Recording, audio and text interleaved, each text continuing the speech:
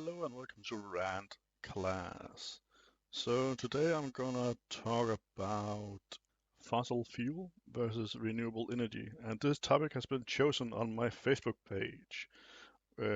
So to start this off, I have to talk a bit about the history of our industry and energy, because we have used fossil fuel for a long, long time, and it actually fueled the great expansion that we had back in the days, and it have made us make incredible steps of industry and technology. But sadly, it has also uh, ruined the planet that we live on. So, but yes, we used coal and later oil to fuel our need for industry and power. And it has led us to this world where we live today.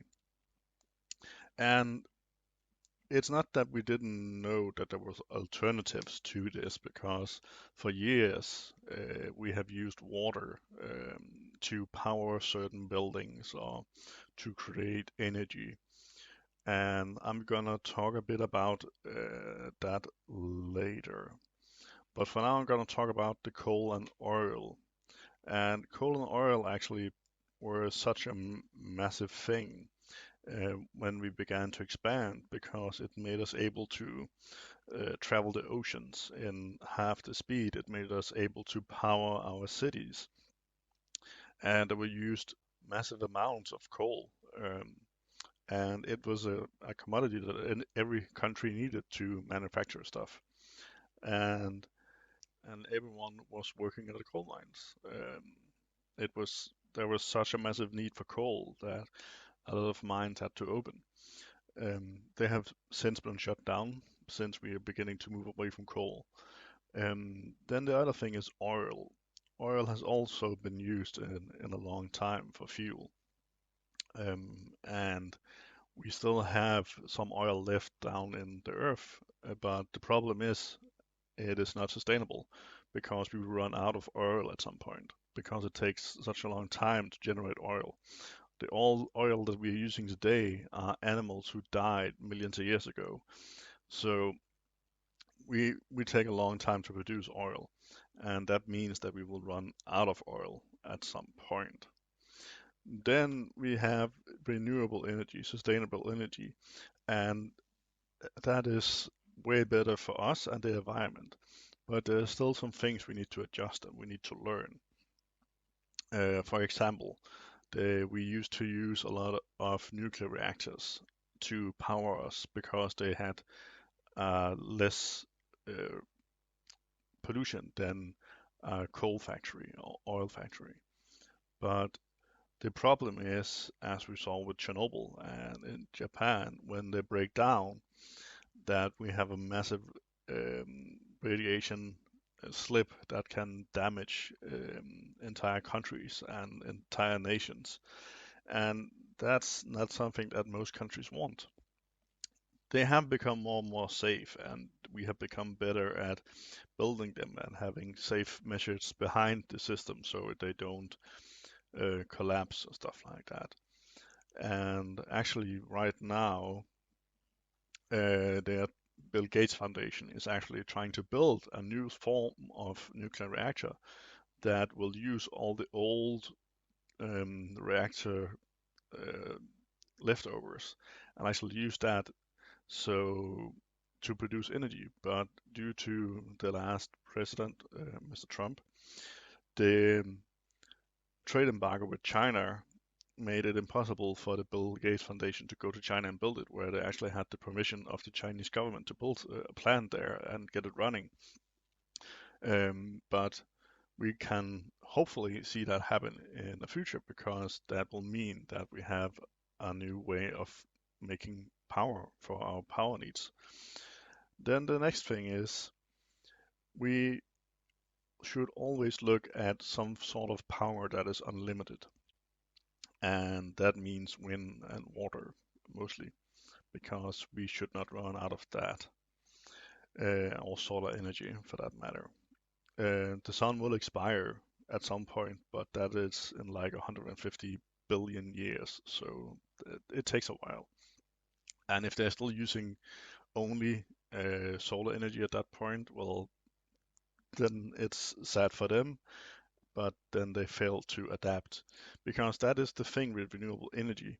It's us trying to adapt to a world that we have created, a world where we have polluted so much with our fossil fuel that we now need to cut down in such degrees to actually save our planet. And renewable energy is a good way to go with reducing that. And the problem is, though, because there's still some problems. Windmills, for once, they're great. They don't cause cancer, as some people believe. They can make a lot of noise. But one of the problems with some of the first windmills that were built is they were built in places where birds migrated. So a lot of birds kept dying because they flew into the wing or the wing just hit them. And people have become more aware of that and where to place the windmills now. They still have some maintenance to do because the wings will break at points because wind and weather would tear it down slowly. But it's a good alternative to fossil fuel.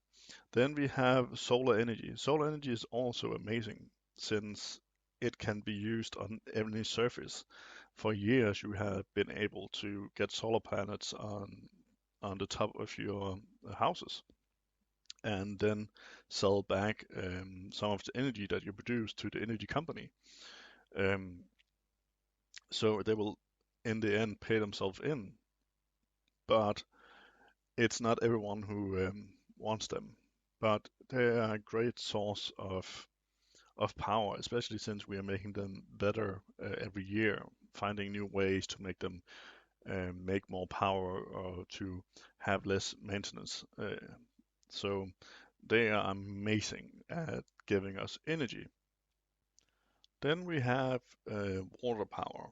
For years, we have used water to power like mills or something like that, with just a wheel in a river, and then the wheel got turned, and then it turned something inside the house.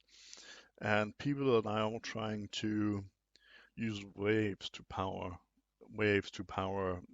contraptions that will create energy. We are using dams. There is a downside to some dams, though, because again, when they were built, we were not thinking about the environment when we built them.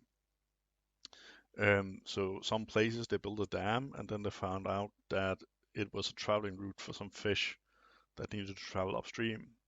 And today we actually have, at some of the places, they have these tunnels or cannons where, like salmon, will swim into a nozzle and then they will get shot up through the cannon and down on the other side where they actually have to breed and form new fish. And it's insane that we had afterwards we were like, oh yeah, yeah, we might have destroyed a system here. And that is not helping the earth in any way. So we have to think more forward and look at all the aspects. But dams is amazing if there's a place to build a dam and there's no one living there and it won't destroy an entire ecosystem to build a dam because it needs a massive amount of water to run a dam. So to build a dam is a massive project and you need to look at the entire area that you will be flooding and to see, well, can this happen here? And not all countries care about the wildlife that they might destroy while flooding, or even that people want to live there. But that's not up to me to make that decision. I'm just pointing out that we need to look at the migration tracks of the animals and where they live because animals are part of the system that keeps the earth going and keeps the earth healthy so we can live here. Some people are also trying to harness the immense power of lightning. And there are some problems with that because the lightning generates a lot of heat, and not all materials we have can withstand that kind of heat and stress. So it will not be a sustainable thing yet, but we will get there. I'm pretty sure of it.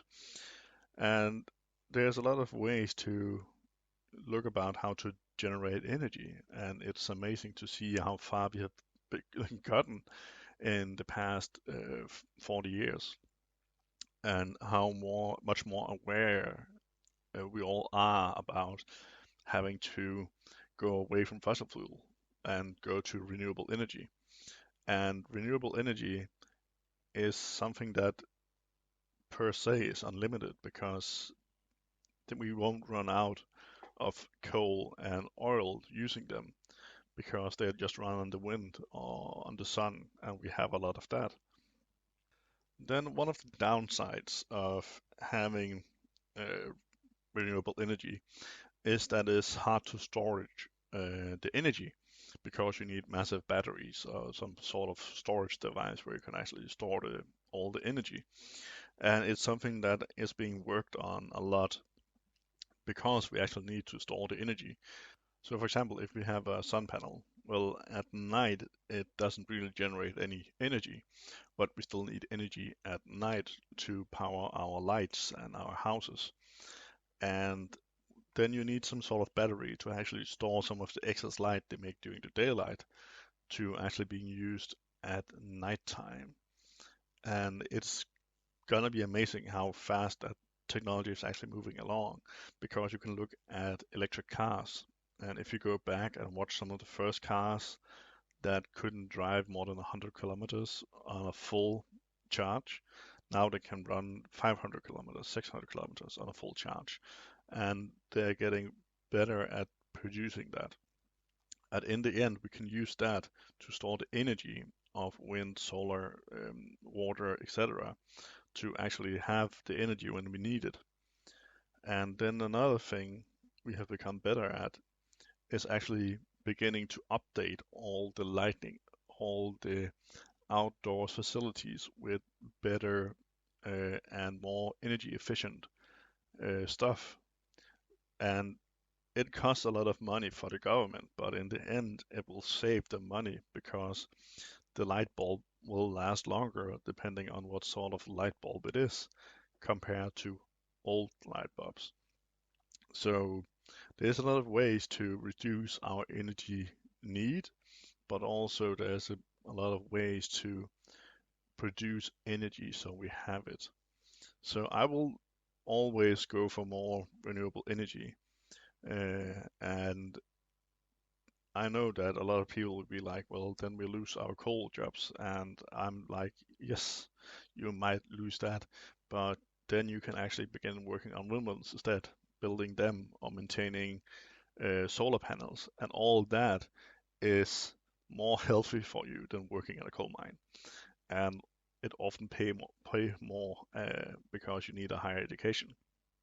So I do think that renewable energy is the way forward, and it's amazing to see how far we have gotten since I was a kid in the 80s and to now.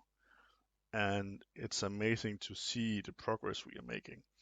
And now, where we are even more aware of the climate and of the animals and all this stuff that has to work together so we can actually live on the earth, then we are actually beginning to making some giant leaps in progress. And I cannot wait to see what will happen later down the future. This has been Ragclass. Have a pleasant day. Bye.